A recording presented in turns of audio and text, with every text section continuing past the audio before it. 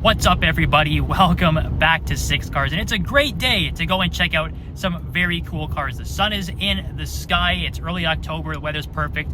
We're going to be heading to the Pfaff Tuning, Pfaff Reserve, and McLaren Toronto Open House. So of course it's going to be filled with some absolutely amazing collector cars and just a bit of everything from all different genres. It's going to be great. There's a lot of really awesome surprises I can't wait to show you guys. So of course I will remind you guys the magic words. You already know what it is. Subscribe, like, comment, and share. I'll flip the camera around, and before you know it, we'll be at Pfaff checking out some of the world's best cars.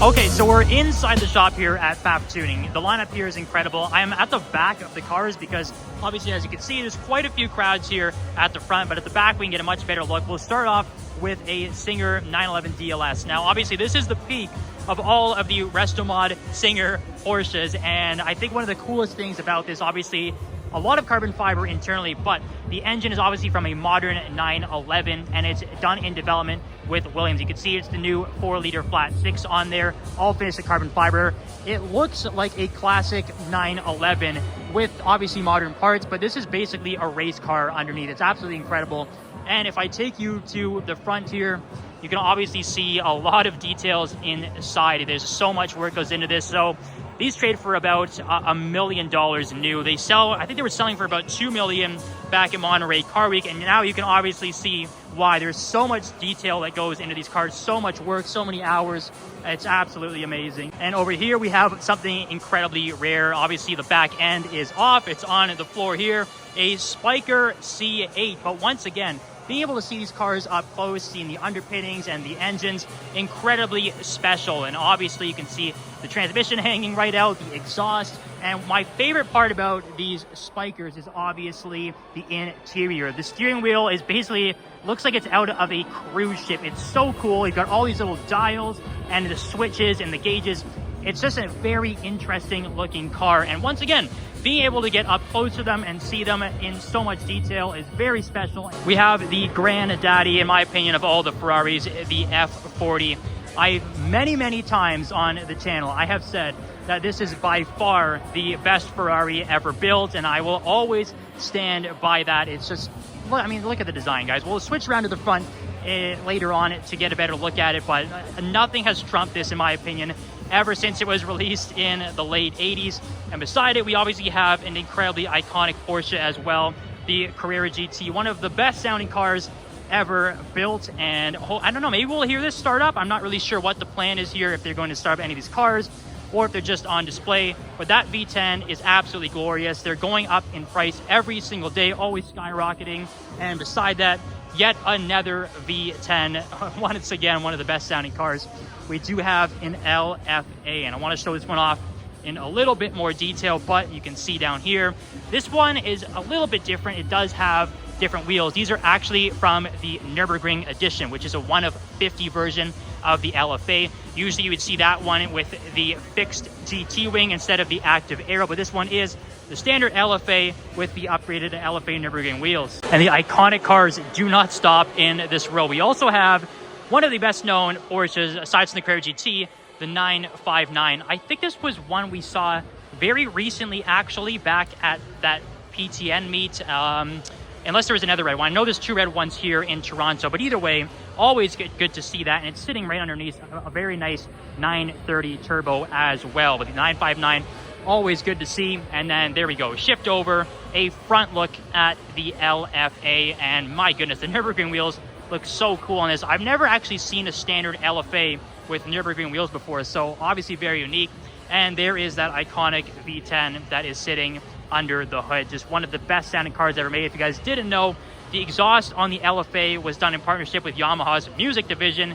It was so obvious they were going for the best sound possible. So they were pulling out all the stops, and that's exactly what they did. And if you aren't familiar with the LFA sound, well, we have LFA videos on the channel. Just check them out. It's absolutely glorious. And just to top it off, in case we already hadn't seen enough iconic cars here, the Jaguar XJ220. Now, a car that was obviously incredibly underappreciated during its time when it first came out, because let's be honest, Jaguar didn't really deliver on a lot of promises that they had made to customers. It was originally supposed to be V12. They went back to the 6-cylinder, but it was the fastest car at the time, and this streamlined look is so freaking cool. I think it's so obvious that they were going for top speed. It's very sleek, it's very low to the ground. It's all about the aerodynamics with this car. If I can get the whole thing in the screen there, but my goodness, it's aged gracefully, and it's still very cheap. So hey, if you're looking for a 90s supercar, this is a very good pick, the XJ220.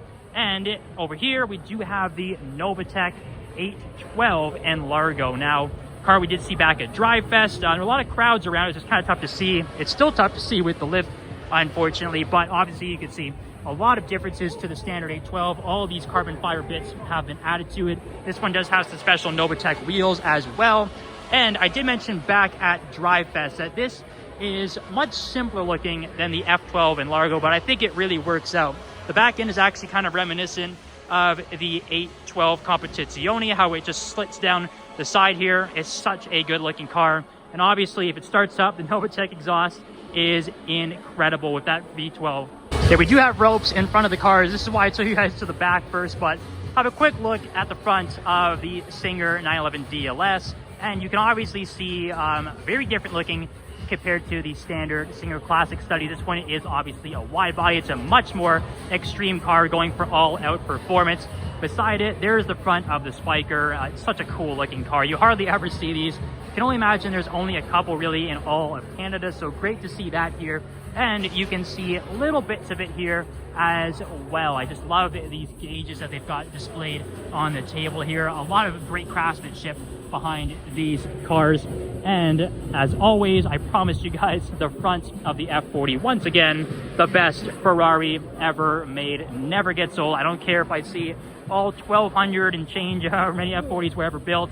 I'll always enjoy seeing them. So good. But what an incredible lineup here inside the Pfaff Tuning workshop with the LFA 959, Carrera GT, F40, Spyker C8, the Singer 911 DLS, and of course the XJ220 and the Novatec and Largo. So basically, take your pick of which iconic car you like the best. You guys can let me know down in the comments. Me personally, I'll always pick the LFA. That is my be-all, end-all supercar.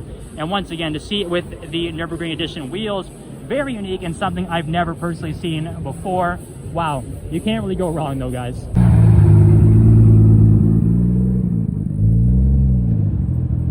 And we recognize that car, everybody. We were there for the delivery. Very nice. It's got the Soul Performance exhaust on it too, don't forget that. Let me show you guys inside the McLaren service center, because obviously you can see pretty good spread here too. We've got 3 P1s on this side, silver, black, and the volcano orange. And if we look behind the crowds there is a volcano yellow as well with the Golf Elva. So take you guys through this quickly and have a look at all of them. So you can sort of take your pick if you like silver, black, or the volcano orange. Personally, I do believe that P1s sort of need a bit of an eccentric color, so I'm a little bit impartial to the volcano orange, but you can't really go wrong. This is aged so well, and when this video does go up, we will have already seen the successor to this car, the McLaren W1. And I don't know, from the leaks, it's a bit of a mismatch. I think it's an interesting looking car, but to beat the P1 is going to be pretty hard. I mean, that is just such a incredible looking car. And the Elva is obviously very special to the open top speedster, made to fight with the Aston Martin Vantage Speedster, the Ferrari SP1 and SP2 Monza, and obviously the Golf livery is a very nice touch. And if you see no windshield, you have to wear a helmet while you're driving this. You can option the car with a windshield, but it kind of takes away the whole purpose, I think. So obviously if you're getting an Elva, no windshield. But I said the volcano orange at first. I'm looking at volcano yellow, and I think this is the way to go. I think that is the best looking, at least out of these 4, the best looking color for the McLaren P1, but pretty special to have 4 of them here in the same service center. Now, these 2 cars are obviously extremely interesting. You can see the paint here. is very unique. You would think that this was a wrap, but it's actually an MSO special. So MSO obviously pretty much allows you to do anything if your pockets are deep enough. So this one has gone for an extremely like bizarre but very cool looking like hexagonal fade. Goes from a teal to a black. It's really, really nice to see in person. I've seen pictures of this car online, wasn't too sure about it, but in person, it's actually quite nice. And over here, this 600 LT, I think this is called the Comet Fade paint job. So it's supposed to replicate an actual tail of a comet. It's going from light blue to dark blue, and I think it's black at the end there, but incredibly nice. And it's nice to see what you could do with MSO. So we do have a second McLaren Elva out here. Now, the one we saw with the Gulf livery, I said, obviously, very nice and historical paint job on that one, but I think just a plain color on the Elva shows off the lines much better. And this one's obviously quite nice. It's like a dark red or a burgundy, bit of black in it too. It really shifts in the light. It's very interesting to see. But the Elva is only one of 149 units worldwide. So the fact that there's two here, obviously very special. And once again, optioned without the windshield. That's the only way to do it for the full speedster effect. And this one is quite nice. Nice little spread here. You get a bit of the lineage here, the McLaren 600 LT, the GT, the 720S, and of course 675 LT, which I think is one of the best modern looking modern McLarens out there. And I'm not even sure which shade of orange this is, if it's Tarocco, McLaren orange, but either way, looks fantastic. I absolutely love what they did. The massive air brake at the back as well. I think this is one of the best looking LTs they've done. And of course, we have a McLaren Senna over here as well. Full exposed carbon fiber with the gold accents running all throughout the car. It's on the interior as well. And I just love the matching gold brake calipers sitting behind the wheels too. And if we have a look at the back, obviously, again, full carbon fiber. The wing looks fantastic in that spec. And just have a look at that. I think over the years, the Senna has aged much better than I thought it would. Actually, it's always been a very eccentric and crazy looking car. But we do have our pair of Paganis here as well. So we have the Wire Roadster finished in blue carbon with the gold carbon fiber accents. We've seen two Wire Roadsters recently. Of course, the Drive Fest, there was the purple carbon fiber as well, which was very nice looking. But I don't know, I think I'm a bit impartial to the blue one, but either way, you can never go wrong picking a Wire Roadster, my personal favorite variant of all the Wiras. And over there we do have the Zonda R, and a rare opportunity to see it with the rear cover off, so you can see that glorious AMG V12 at the back. And obviously this is not your standard Zonda, it's a track only. That's why you can see that massive diffuser, and why the exhaust is a little crazier looking than your standard road going Zonda. Now obviously these Zonda Rs are quite noisy, and they actually break a lot of local sound regulations in many countries. So there aren't even too many tracks you can actually drive the Zonda R. So to be able to see one, incredibly rare. And this is a great opportunity, obviously, to see the underpinnings and the inside. Good spread in the showroom here at Pfaff Reserve 2. Obviously, the Diablo SE30, which, yes, there's a rope in front of it. We did see it on the street a while back. I think it was towards the end of last year when we first came back to Toronto, but obviously an incredibly iconic car. And the interior, you can see the Diablo SE30 logos in the headrest there.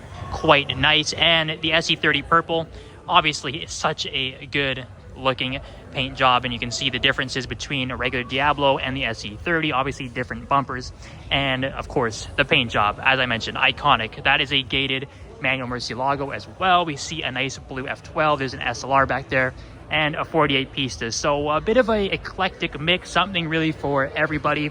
And that's what's great about this event, is there's obviously a ton of incredible collector cars and supercars and hypercars, you name it, but there's also a little bit of everything else too. Now, outside, a few JDM Heroes here. I did say there was a bit of everything, and I wasn't kidding. We have an M-Spec R34 GTR 964 Jasper. Absolutely loving this. Why don't you give us a quick little spin around here? Let's see the merch. That looks fantastic. 964 made, everybody. This guy has fantastic merch. Go and check it out.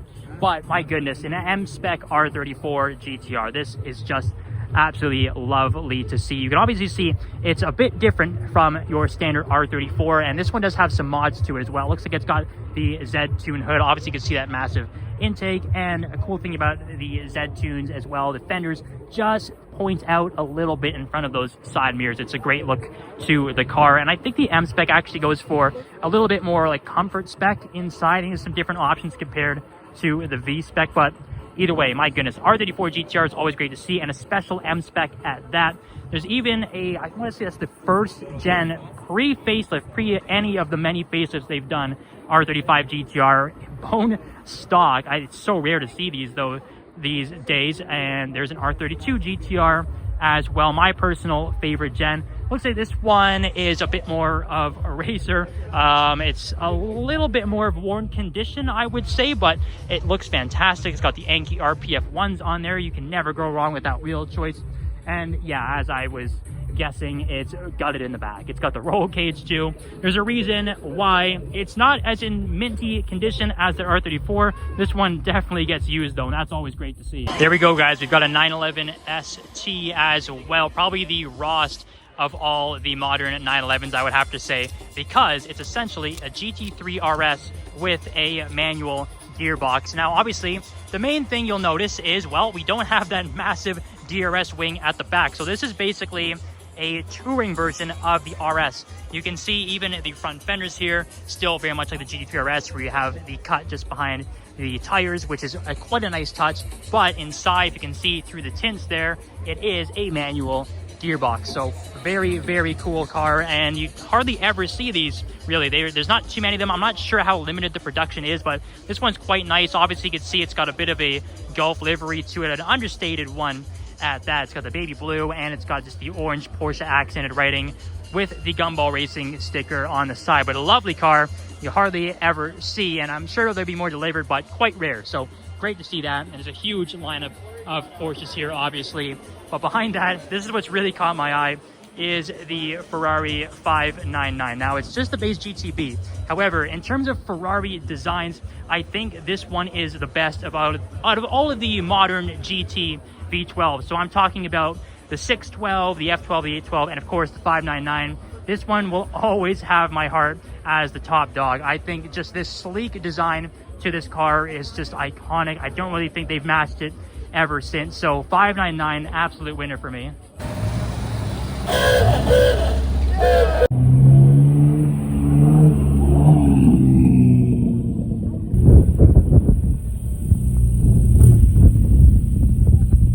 Couple of JDM Heroes out here too. Obviously the FDR X7, iconic.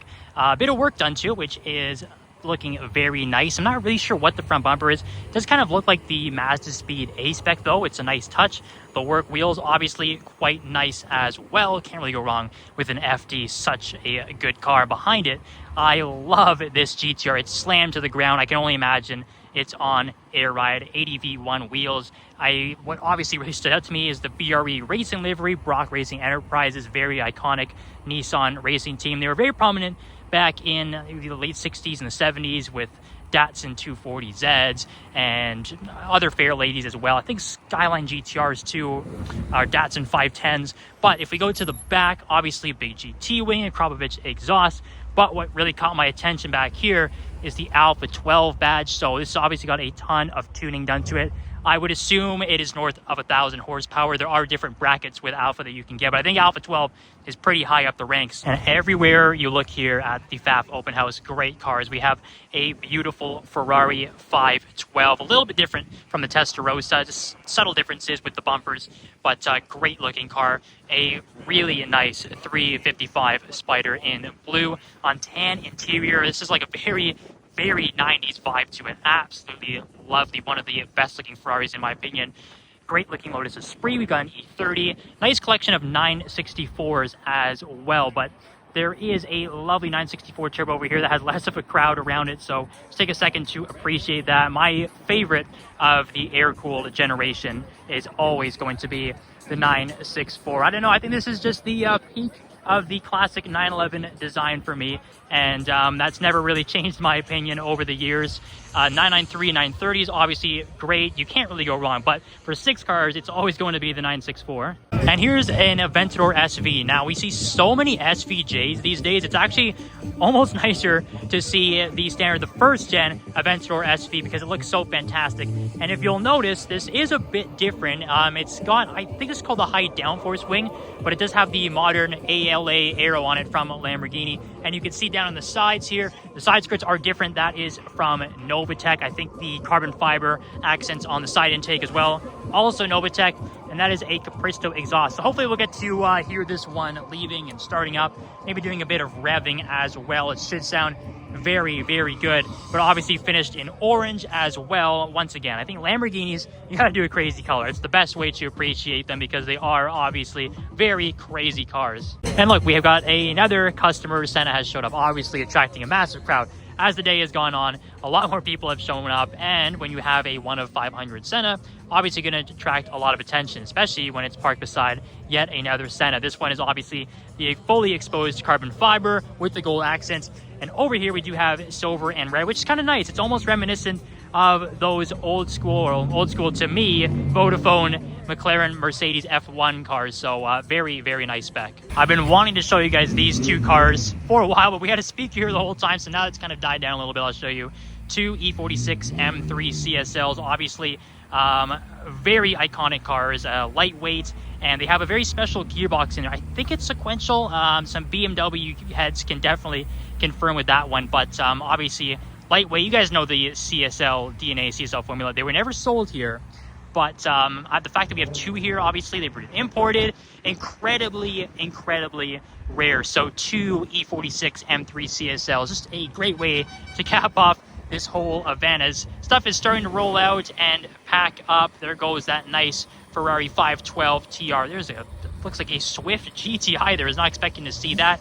Nice 458 Spider. Got the old Volvo here, and there's a nice like M2 here that's completely gutted out. Looks like it's been converted to a race car, but somehow it still has a license plate on it. I'm not even really sure, because if you have a look at the interior, wow, it's nothing in the back. It's completely ripped apart with the roll cage, and look at that. It looks like maybe a sequential, not really for sure, but that is a full-blown race car. Impressive that he still got it on plates. And wow, there we go. Princess Peach 570S. I have to show you guys that wrap. That's pretty interesting, I gotta say, and pretty bold, but hey, respect to the owner. That's it's definitely gonna stick out. Nice 992 RS there. Great sounding 360. As you guys heard, another rev there. And of course, we have the gold Aventador S, which we've seen a couple times on the channel, but wow, that's a great event. I'll see if we can catch a few cars leaving, but kudos to Pfaff. This has been awesome.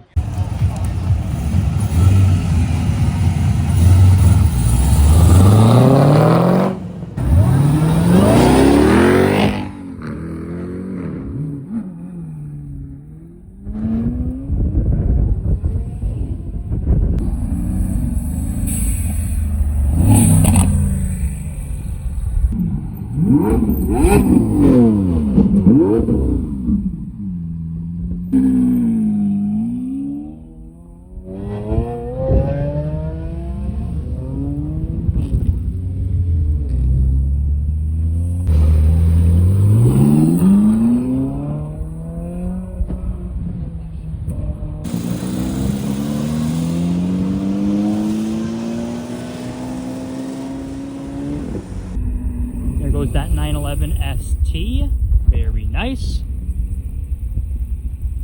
And there goes Peach, everybody.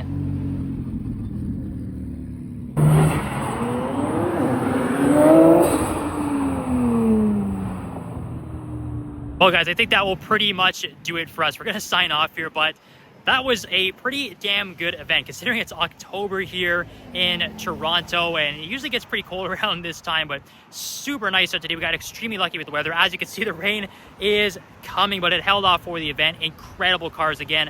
I'll remind you guys to, well, of course, subscribe, like, comment, and share, but most importantly, comment down below what your favorite car was from the event. Again, I'm sticking with the LFA because that is the be-all and all supercar for 6 cars, but let me know which one was your guys' favorite. I'd love to hear it. And of course, thank you as always for tuning in. We'll see you next time on 6 Cars.